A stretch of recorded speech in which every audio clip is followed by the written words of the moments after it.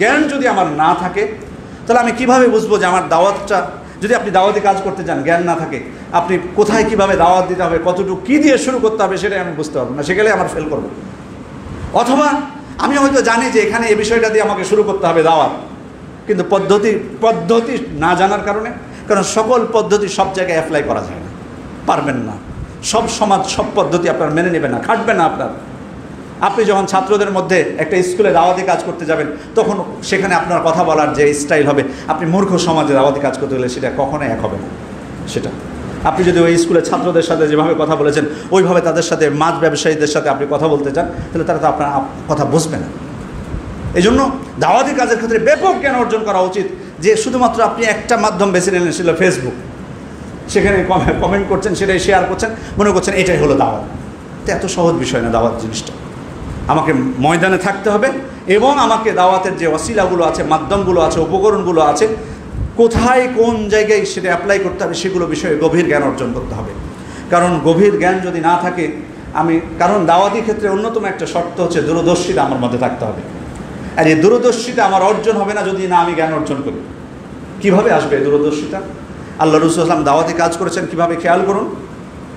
তায়েফে যখন গেলেন দাওয়াতি কাজ করতে, যখন তার উপর তাকে রক্তাক্ত করে দেওয়া হলো, প্রতিশোধ পরায়ণ ছিলেন না, জিবরিল আলাইহিস সালাম চলে এসেছিলেন, তার মানে তার হক ছিল, তার অধিকার ছিল, এটা ইচ্ছা করলে তিনি প্রতিশোধ নিতে পারতেন। আল্লাহ তাআলাই পাঠিয়েছেন জিবরিল আলাইহিস সালামকে।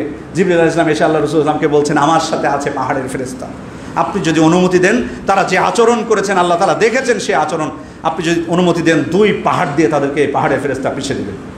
কিন্তু আল্লাহ রাসূল সাল্লাল্লাহু আলাইহি ওয়াসাল্লাম উত্তরে বলেছিলেন, লা বাল আরজু আন ইখরিজাল্লাহু মিন আসলাবিহিম মান ইয়াবুদুল্লাহ ওয়াহদাহু লা ইউশরিকু বিহি শাইআন। না, বরং আমি আশা করি যে আল্লাহ তাদেরই বংশধরদের মধ্য থেকে এমন কাউকে নিয়ে আসবেন যারা একনিষ্ঠভাবে এক আল্লাহর ইবাদত করবে, তার সাথে শিরক করবে না।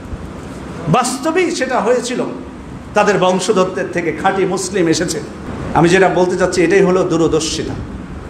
শুধু ওই সময়ের কথা চিন্তা করবেন এটা না, যে ও আমার সাথে খারাপ আচরণ করেছে, বিলীন করে দাও তাদেরকে। আমরা তো সবসময় শুধু 1 বছরে 1 মাসের মধ্যে সব কিছু করতে চাই। দূরদর্শিতা বলে কোনো কিছু নেই।